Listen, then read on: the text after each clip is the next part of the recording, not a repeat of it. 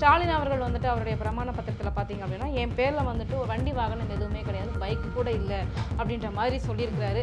இதை எப்படி பார்க்குறீங்க சார்? நீங்கள் தயாநிதி மாற வேட்பு மனு தாக்கல் செய்கிற பொழுது ஒரு பிரமாண பத்திரம் தாக்கல் செய்கிறார். அப்போது சன் தொலைக்காட்சியினுடைய பங்குதாரர் 26,000 கோடி ரூபாய் சன் தொலைக்காட்சியினுடைய சொத்துக்கள். ஆனால் இவர் ஒரு சில 100 கோடி அளவு கூட அந்த பிரமாண பத்திரத்தில் காண்பிக்கிறார். எங்கே திரும்பினாலும் G square real estate private limited 5 லட்சம் கோடி அதனுடைய சொத்து மதிப்பு. அது யார் உரிமையாளர்? ஜி ஸ்கொயர் பாலாவா, ராமஜெயமா? ஓட்டர் டிவி வித்துட்டு இருந்து திருப்பூர் தப்பி ஓடி வந்த நபரா? இவருக்கு எப்படி 5 லட்சம் கோடி வந்தது? திமுக என்கின்ற ஒரு கட்சி இல்லாமல் இவருக்கு 5 லட்சம் கோடி ரூபா சொத்து எப்படி வந்திருக்கும்? எனக்கு ஏன் சொத்து இல்லை, சபரீஷா அவருதுன்ட்டார். யாருது? ஜி ஸ்கொயர் பாலாதுன்ட்டார். அப்போ சாதாரண நபர் 5 வருஷத்துக்குள்ள 5 லட்சம் கோடி சொத்துக்களை வச்சிருக்க முடியுமா? அப்போ இதெல்லாம் தேர்தல் ஆணையத்தை ஏமாற்றுகிற செயல். கருணாநிதி வீட்டில், ஸ்டாலின் வீட்டில், உதயநிதி வீட்டில், சபரீஷன் வீட்டில் எத்தனை ஆடி, எத்தனை ரேஞ்ச் ரோவர், எத்தனை எதுவுமே வந்து ஸ்டாலின் பேர்ல இல்லையாமே. எதுவுமே என் பேர்ல எதுவுமே இல்லப்பா, என் பேர்ல எதுவுமே இல்லை அப்படின்னு ஓப்பனா டிக்ளேர் பண்ணியிருக்காரு. முதலமைச்சர் ஸ்டாலின் ஒரு பெயர் பத்தாதான். அங்கே ஒரு கார் டிரைவர் இருக்கார், பேர் வேண்டாம், அவருடைய சொத்து மதிப்பே பல கோடி இருக்க. கார் டிரைவர் அவர் நேராக அவர்கிட்ட அப்ளிகேஷன் பண்ணி அமைச்சரை கூட்டிகிட்டு போயிடுவார். அமைச்சர் கூட்டிகிட்டு போனால் 1 கோடி ரூபா மேட்ரு முடிஞ்சுன்னா 10 லட்சம் அப்படியே கொடுத்துருவோம். எம்ஜிஆர் டான்ஸ்காரி ஜெயலலிதா வந்தா, வேற என்ன ஜெயலலிதாக்கு என்ன தெரியும்? பழைய ஆட்டக்காரி தானே. அதே போல அவங்களுடைய ஆளுமையை பத்தி வந்து நம்ம குறைச்சு மதிப்பிட முடியாது சார். அவங்க சினிமால அவங்க நடிகையாவே உங்களுக்கு ஆளுமை, அவங்களுடைய ஆளுமையாகட்டும், திரிஷாவுடைய ஆளுமை இந்த கொஞ்ச நாள்ல பாருங்க. திரிஷாவுடைய ஆளுமையை குறைத்து மதிப்பிட முடியாது. திரிஷாவும் தமிழ்நாட்டினுடைய முதலமைச்சர் பட்டியலில் நீங்க கூடிய விரைவில் எதிர்பார்க்க. நீங்க எம்ஜிஆர் அந்த மாதிரி சொல்ல முடியுமா? ஜெயலலிதாவை நீங்க ஆட்டக்காரின்ற மாதிரி பேசுறீங்க, எம்ஜிஆர் அந்த மாதிரி நீங்க சொல்லிட முடியுமா? அவ்வளவு எம்ஜிஆர் அப்படி இல்ல, எம்ஜிஆர் அப்படி இல்ல. ஏழைபாளைகளுக்காக, மக்களுக்காக சொத்துக்களை பூரா கொடுத்துட்டு போயிட்டாரு. ராமாவரத்தோட லைட்டு போட ஆள் எல்லாம் போயிடும். அம்மாக்கு, அப்பாவுக்கு, மனைவிக்கு, பிள்ளைகளுக்கு செஞ்சது எல்லாமே எங்கிட்ட கடன் வாங்கி அவர்கள் லிஸ்ட் கொடுத்துருக்காரு. பொண்டாட்டி பேர்ல சொத்து இல்லை, பிள்ளை பேர்ல சொத்து இல்லை, எல்லாம் அவர் பேர்லயே இருக்கு. 642 கோடி ரூபாய் சொத்து யார் பேர்ல இருக்கு? விஜய் பேர்ல. கல்யாண மண்டபம், வீடு, வாசல், 6 வீடு, 7 பண்ணை வீடு, பனையூர், அங்கே இங்கேன்னு எல்லாம் அவர் பேர்ல இருக்கு. அப்போ எவ்வளவு சுயநலவாதியா இருப்பார் பாருங்க. இந்த சுயநலவாதி தான் தமிழ்நாட்டுடைய முதலமைச்சர். நாடு விளங்குமா?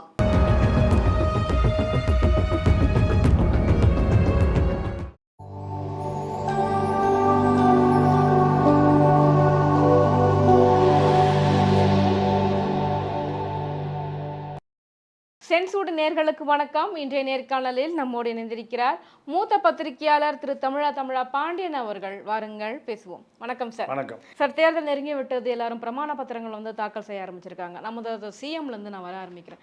திரு முதல்வர் ஸ்டாலின் அவர்கள் வந்துட்டு அவருடைய பிரமாண பத்திரத்தில் பார்த்தீங்க அப்படின்னா என் பேர்ல வந்துட்டு ஒரு வண்டி வாகனம் எதுவுமே கிடையாது, பைக் கூட இல்லை அப்படின்ற மாதிரி சொல்லியிருக்கிறாரு. இதை எப்படி பார்க்குறீங்க சார்? நீங்கள் தயாநிதி மாற வேட்பு மனு தாக்கல் செய்கிற பொழுது ஒரு பிரமாண பத்திரம் தாக்கல் செய்தார். அப்போது சன் தொலைக்காட்சியினுடைய பங்குதாரர் அவர். 26,000 கோடி ரூபாய் சன் தொலைக்காட்சியினுடைய சொத்துக்கள். ஆனால் இவர் ஒரு சில 100 கோடி அளவு கூட அந்த பிரமாண பத்திரத்தில் காண்பிக்கப்படவில்லை.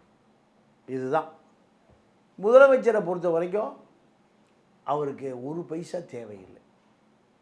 சொத்துக்கள் மனைவி பேர்லேயோ, மகன் பேர்லேயோ, பினாமிகள் பேர்லேயோ பல 1000 கோடி, லட்சம் கோடி. திமுகவினுடைய அறக்கட்டளையிலேயே பல 1000 கோடி இருக்குது. அது யாருக்கு சொந்தமானது? சட்டபூர்வமாக எனக்கு அது சம்மந்தமே இல்லைங்க.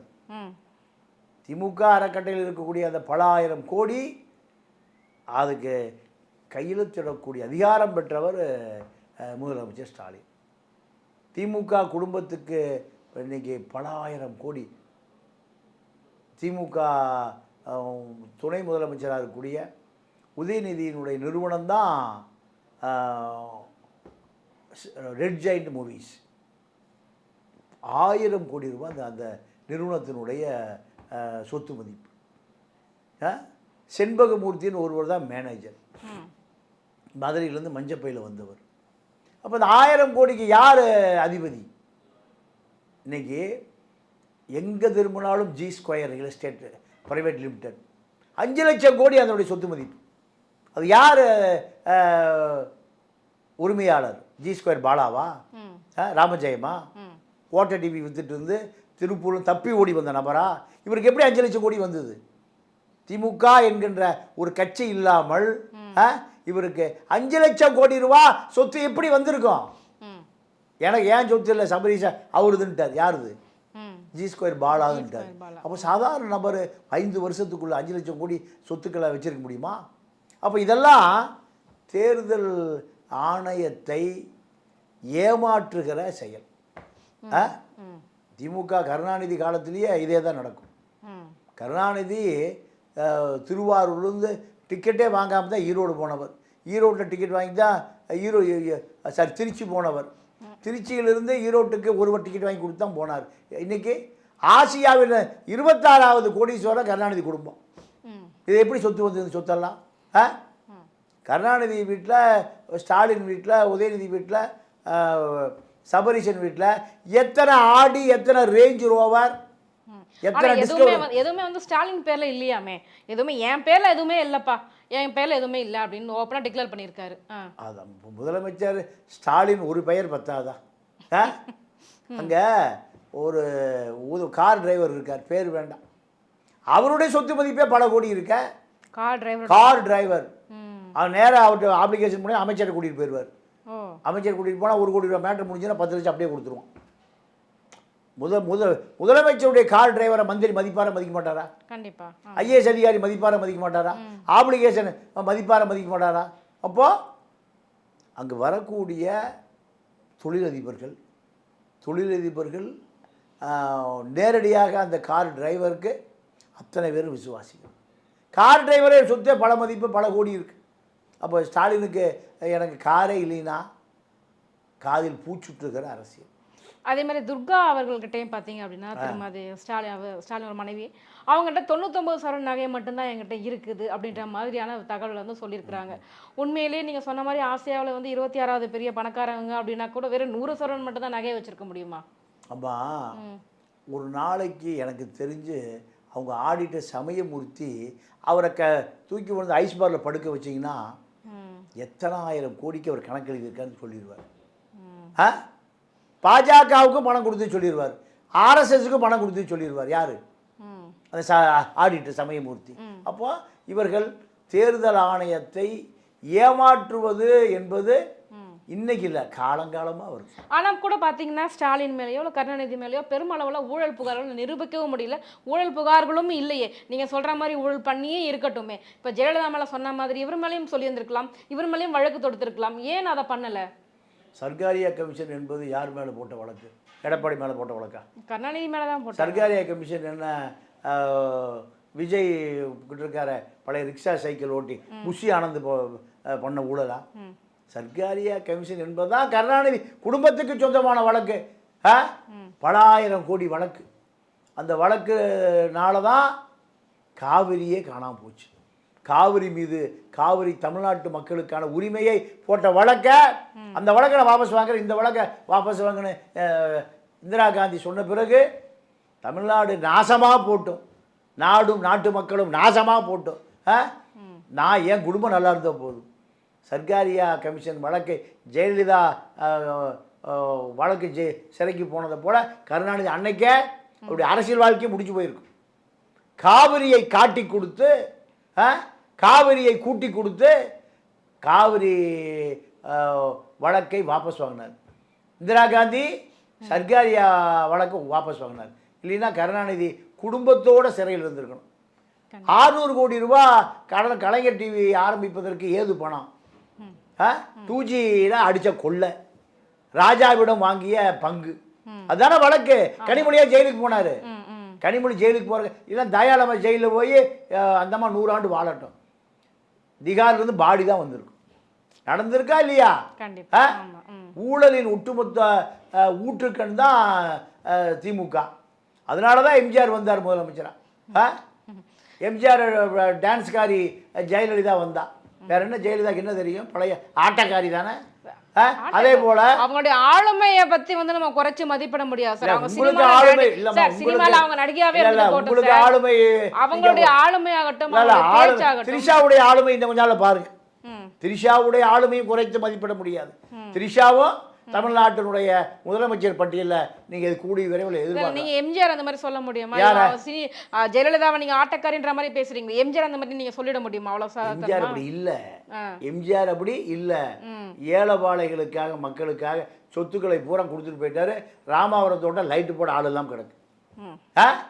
முதலமைச்சராக ஒரு கட்சியை ஸ்தாபித்து கவுன்சிலரே இன்னைக்கு 100 கோடி வச்சிருக்கான். மணப்பாக்கம் கவுன்சிலர் காமராஜே 100 கோடி வச்சிருக்கான். ஆனால் எம்ஜிஆர் வாரிசு இல்லை, அதை கேட்பதற்கு அங்கே ஆள் இல்லை. பல முதலமைச்சர்கள், பல பிரதமர்கள் வந்த ராமாவரம் தோட்டம் இப்போ எப்படி இருக்கு? இருட்டாக இருக்கு. பாதி சொத்து காது கேளாதார், கண்ணு தெரியாதார், நடக்க முடியாதவன் அத்தனை பேர் சொத்தை கொடுத்துட்டு போயிட்டார். அவர் மேலே சொல்கிறதுக்கு என்ன குற்றச்சாட்டு இருக்கு? என்ன ஊழல் பண்ணார்? எதாவது இருக்கா? இல்லை. எம்ஜிஆருடைய நினைவு நாளில் சேரியில் ஊதுபத்தி சூடஞ்சாம்பராணி தேங்காய் பழத்தை வச்சு நான் ஆணையிட்டால் இன்னைக்கு வரைக்கும் காலையிலேருந்து ராத்திரி வரைக்கும் பாட்டு கேட்குறான். அவனுக்கு எம்ஜிஆர் மணியாட்டம் அனுப்பிச்சாரா? இல்லை அவனுக்கு தான் பணம் கொடுத்தாரா? அப்போ எம்ஜிஆர் மீது குறை சொல்வதற்கு ஒன்றும் இல்லை. ஆனால் இவர்கள் மீது குறை சொல்றதுக்கு நிறைய இருக்கு. குப்பைகள் கிடக்குமா? அங்கே குப்பை இல்லை. அந்த மனிதன் புனிதமான மனிதன். அதுதான் யார் குற்றவாளிங்கிற நமக்கு உள்நோக்கம் இல்லை. பேசிட்டு அடுத்த நிமிஷம் வேற வேலைக்கு போயிடும். இந்த பக்கம் பார்த்தீங்கன்னா விஜய் அவர்களும் வந்துட்டு பிரமாண பத்திரம் தாக்கல் செஞ்சிருக்கிறார். இதில் மிகவும் விமர்சனத்துக்குள்ளான ஒரு விஷயம் என்னன்னு பார்த்தீங்கன்னா, நீங்கள் கூட பார்த்துருப்பீங்க, அம்மாவுக்கு, அப்பாவுக்கு, மனைவிக்கு, பிள்ளைகளுக்கு செஞ்சது எல்லாமே எங்கிட்ட கடன் வாங்கி அவர்கள் லிஸ்ட் கொடுத்துருக்காரு. இதை எப்படி பார்க்குறீங்க சார் ஓவராலாக? ஒரு மனநோயாளின்னு அடிக்கடி விஜய் சொல்லுவேன். இது நிரூபணம் ஆகுது. நீங்கள் பொண்டாட்டி இந்த 600 கோடி ரூபா சொத்தில் பொண்டாட்டி பேரில் ஒரு செங்கல் கூட இல்லை. 6 வீடு இருக்குது, 7 கல்யாண மண்டபம் இருக்குது, பண்ணை வீடு இருக்குது, ஃபார்ம் ஹவுஸ் இருக்குது, எல்லாம் இருக்குது. சங்கீதா பேரில் ஏதாவது சொத்து இருக்கா? இல்லை. பொண்டாட்டி பேரில் இல்லை, புள்ள பேரில் இருக்கா? மகளுக்கு கடன் கொடுத்துருக்காராம் 4 லட்ச ரூபா. இந்த கூத்து எங்காவது பார்த்துருக்கீங்களா? நான் என்ன கேட்குறேன், இப்போ நீங்கள் சகோதரி, இப்போ உங்கள் கணவர் ஒரு இடம் வாங்கும்போது 2 பேரும் சேர்ந்து தானே டாக்குமெண்ட் பண்ணுவீங்க. இது இயற்கை தானே? வாழ்நாளில் பங்கு தானம்மா. கணவன் மனைவி என்கின்ற உறவு நீங்கள் நல்லதோ கெட்டதோ சாகும் வரை சந்திரபாபு தான் பாடுவார், சேர்ந்து வாழ்ந்த யாரும் சேர்ந்து போவதில்லைன்னு. கணவன் முன்னாடி இறந்துருவான், மனைவி முன்னாடி பின்னாடி இறந்துருப்பு தானே. அதுவரை கணவன் மனைவி தானே. இந்த உறவு கொச்சைப்படுத்தின மனநோயாளி தான் விஜய். பொண்டாட்டி பேரில் சொத்து இல்லை, புள்ள பேரில் சொத்து இல்லை, எல்லாம் அவர் பேர்லேயே இருக்கு. 642 கோடி ரூபாய் சொத்து யார் பேரில் இருக்கு? விஜய் பேரில். கல்யாண மண்டபம், வீடு வாசல், 6 வீடு, 7 பண்ணை வீடு, பனையூர், அங்கே இங்கேன்னு எல்லாம் அவர் பேர்லேயும் இருக்கு. அப்போ எவ்வளவு சுயநலவாதியாக இருப்பார்னு பாரு. இந்த சுயநலவாதி தான் தமிழ்நாட்டுடைய முதலமைச்சர். நாடு விளங்குமா? பெத்த புள்ள தெருவுன்னு கத்துது, மகன் தெருவில் நின்று புலம்புறான், பொண்டாட்டியை விரட்டியே விட்டாச்சு, அடித்தே விரட்டி விட்டாச்சு. இப்போ 600 கோடி எப்படி இருக்குன்னா வெள்ளையில் இருக்குது, 6000 கோடி கருப்பில் இருக்குது. 50 வயசு முதிர்கண்ணி திரிஷா பார்த்தது. ஒரு 6000 கோடி சும்மா லம்பாக கிடைக்குது. அதனால 2 பேரும் கை ஊத்துட்டு கல்யாணம். 6000 கோடி சொத்துங்க, 600 கோடி தான் சொல்லியிருக்காரு. நீங்கள் எப்பவுமே நீங்கள் எதை சொல்கிறாங்களோ அது மாதிரி 10 மடங்கு பினாமியில் இருக்கும். சோப்பில் 1000 ரூபா தாங்க இருக்குது, பெட்டியில் எவ்வளோ இருக்கும்? 1 லட்ச ரூபா இருக்கும். சோப்பை பாரியா, சோப்பில் காசே இல்லை, 1000 ரூபா தான் வச்சுருக்கேன். அவன் வாழ்க்கையில் 1000 ரூபா தான் வச்சுருப்பானா? புட்டியில் எவ்வளோ இருக்கும்? அதே கதை தான். 642 கோடியை நீங்கள் 10ஆ பெருக்குங்க, எவ்வளவு? 6442, 6400 கோடி. இந்த சொத்து விஜய்க்கு இருக்கு. இத்தனை 25 ஆண்டு காலமாக சினிமா நடிக்கிறார். எங்கே திரும்பினாலும் ஷோபா கல்யாண மண்டபம் பூரா யாருது உங்கள் அம்மா பேர் தான் ஷோபா. சங்கீதா கல்யாண மண்டபம் கூட இருக்குல்ல. இதெல்லாம் பொண்டாடி பேர் புள்ள பேர்ல, ஆனால் எல்லாம் விஜய் பேர் தான் இருக்குது சொத்து பூரா. அப்போது இந்த நபர் அடிப்படையாகவே மக்களை ஏமாத்துறார். நீங்கள் இன்னொரு விஷயம் என்னென்னா, விஜயை பொறுத்த வரைக்கும் எம்ஜிஆர் ஜெயலலிதா எல்லாருமே ஆண்டிப்பட்டி பருகூர் கோயில்பட்டி தான் நிற்பாங்க. இவர் எங்கே நிற்கிறாரு?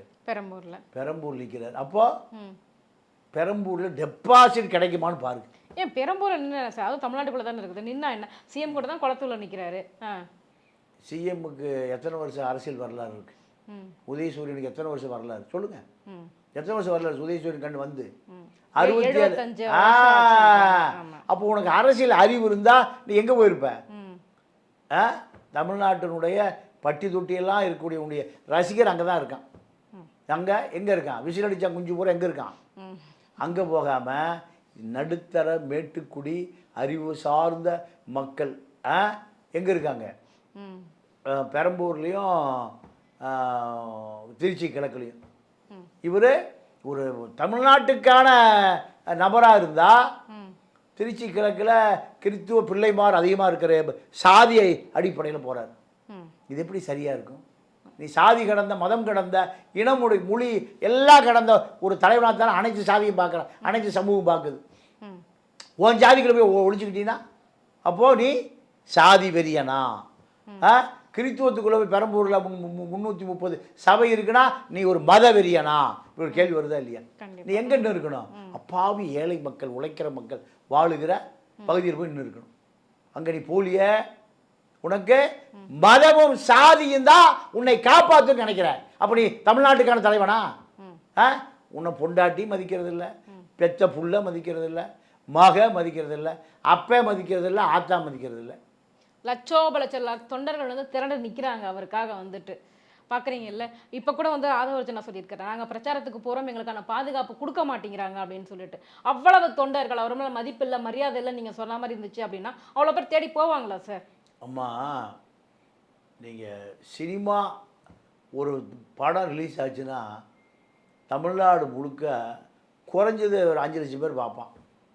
சினிமா மோகன் ஒதுக்கிடும் வேற அதை தாண்டி உங்களுடைய என்னைய கொள்கை இருக்குது, என்ன கோட்பாடு இருக்குது, சித்தாந்தம் என்ன இருக்குது, நீ என்ன ஆளு? முதல்ல உனக்கு ஏதாவது நான் ஊழல் செய்ய மாட்டேன்னு சொல்கிறேன், அதுவே எங்களுக்கு பெரிய விஷயமா பார்க்கப்படுது. நீ ஊழல் மொத்த உருவமே நீதான். ஊழலின் மொத்த உருவமே நீதான். காரு வாங்கி வரி கட்டாமல் ஏமாற்றி நீதிமன்றம் உனக்கு தண்டனை கொடுத்துதான். அப்புறம் இது ஊழல் இல்லையா? இப்போ ஒட்டுமொத்த கான்ட்ராக்டும் உன் கட்சியில் தான் இருக்கான். திருநெல்வேலி முருகன் யாரு? படித்துறை முருகன் யார்? போடாத ரோடு, வெட்டாத கிணறு, தூர்வாராத கம்மா மொத்தமாக கொள்ளையடிச்சு ஒரு 1000-2000 கோடி வச்சிருக்காரு. எடப்பாடிக்கு முன்னாடி பிரியா அவர் யாரு? திருநெல்வேலி இப்போ தாவேகா வேட்பாளர் முருகன். காங்கேய மணிக்கவுண்டர் யாரு? ஒரு பெரிய கான்ட்ராக்டர். எத்தனை வருஷம் கமிஷன் கொடுக்கணும்? அமைச்சருக்கு கமிஷன் கொடுக்கணும், மாவட்ட செயலாளருக்கு கொடுக்கணும், அங்கே இருக்கிற எம்எல்ஏவுக்கு கொடுக்கணும், கையெழுத்து போடுற பிடபிள்யூ ஆஃபீஸருக்கு கொடுக்கணும், பிடபிள்யூ செக்ரட்டரி 5 பேர் கமிஷன் கொடுத்தா 10% கொடுத்தா 50% ஆச்சு. 50% உனக்கு லாபம் ஒரு 10%. 1 கோடி ரூபா வாங்கி 30 லட்ச ரூபாய் ரோடு போடுறவன் அவனுக்கு பேர் தான் கான்ட்ராக்டர். அவன் தான் இப்போ யார் வேட்பாளர்? விஜய் கட்சியோட வேட்பாளர். அத்தனை அக்யூஸ்ட் கொள்ளக்காரங்களை பூரா செங்கோட்டை முடிச்சு கூட தாவேக்காரை சேர்த்து அத்தனை ஒப்பந்தக்காரர்கள் கான்ட்ராக்டுக்காரர் பூரா தாவே கட்சியில் வேட்பாளர். ஏடிஎம்கேலேருந்து விலகி போன அத்தனை குற்றவாளிகளும் தாவேக்கா வேட்பாளர் தான் கட்சியாக. ஒருத்தர் கஞ்சா கேஸ் ஒருத்தர் மேலே இருக்கான், ஒருத்தர் சாராய கேஸ் இருக்கான், ஒருத்தர் ரேப் கேஸ் இருக்கான். எப்படி வேட்பாளர்கள் பாருங்கள், எல்லாம் காந்தி, புத்தன், புனிதன், நேரு, மாமா. அப்போது திமுக அதிமுக ஊழல் கட்சினா ஊழலுக்கு மாற்றாக வந்த நீ ஆரம்பிக்கும் போதே ஊழல் ஆரம்பிக்கிறீங்க. கண்டிப்பாக. இதை பக்கம் சீமானும் வேட்புமனு வந்து தாக்கல் பண்ணி பிரமாண பத்திரம் தாக்கல் பண்ணியிருக்கிறார். எனக்கு வந்து பெருசாக சொந்த வீடு கூட கிடையாதுங்க, நானே வந்துட்டு ஒரு விளிம்புநிலை மனிதனாக இருக்கிறேன், என்கிட்ட கையிருப்பே 50,000 தான் இருக்குது, மனைவி கிட்ட 35,000 தான் பணம் இருக்குதுன்னு சொல்லியிருக்காரு. ஸோ இவருடைய இந்த எளிமையை எப்படி பார்க்குறீங்க? திரள் நிதி வேற திரட்டிட்டு இருக்காரு எலெக்ஷனுக்காக. அரணையூரில் 1 கோடி ரூபா கட்டி வீடு.